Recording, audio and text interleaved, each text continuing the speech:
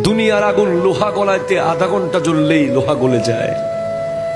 জাহান্নামের আগুন তো 3000 বছর ধরে জ্বলছে।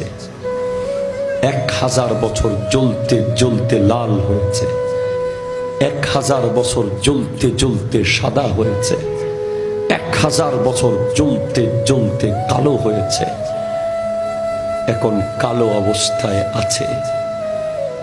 দুনিয়ার কামারের দোকানে গিয়ে আপনি একটু দেখিয়েন না, তারপর মন চাইলে হাসিয়েন, তারপর মন চাইলে সুদ খায়েন, ঘুষ খায়েন, জায়গা দখল করিয়েন, মিথ্যা বলিয়েন, গীবত করিয়েন, নামাজ ছেড়ে দিয়েন।